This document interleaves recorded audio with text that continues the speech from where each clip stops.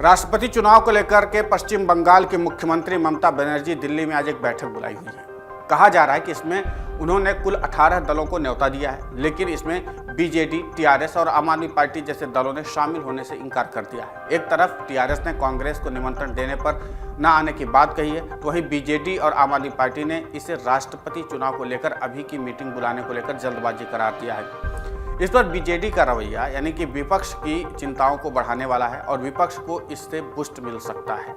दरअसल बीजेडी ने ममता की मीटिंग में जाने से इनकार की वजह बताते हुए कहा है कि अभी इस बारे में बात करना जल्दबाजी होगा, यानी बीजेडी और आपके सुर मिल रहे हैं। दरअसल बीजेडी के एक बयान से ये पूरी जो टेंशन है वो बढ़ जाएगी, क्योंकि बीजेडी ने अभी तक इस ओर इशारा कर दिया है कि जो राष्ट्रपति चुनाव है उसमें बीजेपी की ओर उसका झुकाव हो सकता है। ओडिशा की सत्ताधारी पार्टी का कहना है कि हम राष्ट्रपति चुनाव को लेकर कोई फैसला एनडीए के उम्मीदवार को देखने के बाद लेंगे।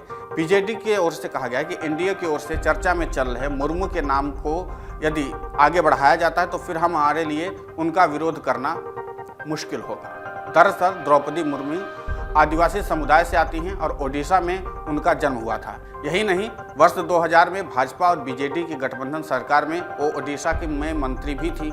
ऐसे में राज्य और आदिवासी नेता के नाम पर बीजेडी विरोध नहीं करना चाह रही थी। यदि बीजेडी की ओर से भाजपा के समर्थन किया जाता है या दिया जाता है तो फिर उसके लिए राष्ट्रपति चुनाव में जीत हासिल करना थोड़ा आसान होगा। और राष्ट्रपति इलेक्शन को लेकर गणित की अगर बात करें तो कुल मतों का मूल्य जो है 10,79,206 है। एनडीए को इस चुनाव में जीत के लिए आधे से अधिक मत यानी कि 5,40,000 मूल्य के वोट चाहिए। अकेले भाजपा के पास ही 4,59,414 मूल्य के मत हैं। इसके अलावा उसके सहयोगी दल जेडीयू के वोटों का मूल्य अगर देखा जाए तो 22,485 है और एआईडीएमके के वोटों की कीमत अगर देखा जाए तो 15,816 है। इस तरह से एनडीए के कुल वोटों का मूल्य जो है 4,97,715 है।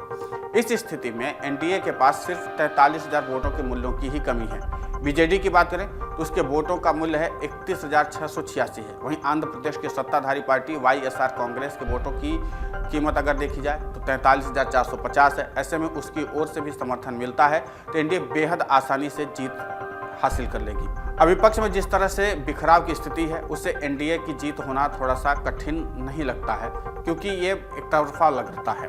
दरअसल चर्चा ये भी चल रही है कि भाजपा आदिवासी या फिर अल्पसंख्यक समुदाय के किसी नेता को टिकट दे सकती है, जिसका विरोध करना किसी भी दल के लिए मुश्किल होगा। अब ये पूरा गणित जो था हमने आपको बताया, इस गणित के जरिए आप समझिए कि बीजेपी के पास वोट मूल्य सबसे ज़्यादा है और साथ ही उसके सहयोगी दलों का भी जो वोट मूल्य है वो सबसे ज़्यादा है।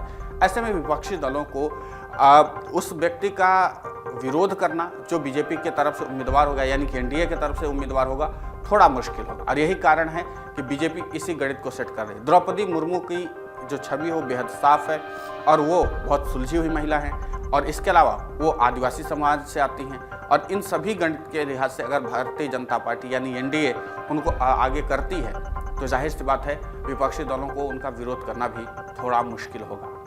इस बारे में आपकी क्या राय है? क्या ये गणित वाकई एनडीए को जीत दिला पाएगी? हमें कमेंट करके जरूर बताइए। नमस्कार। डाउनलोड करें अमर उजाला ऐप और पाएं खबरें लगातार। अगर आप ये वीडियो YouTube पर देख रहे हैं तो हमारे चैनल को सब्सक्राइब करें और बेल आइकन को दबाना ना भूलें। अगर आप Facebook पर ये वीडियो देख रहे हैं तो हमारे पेज को लाइक करें।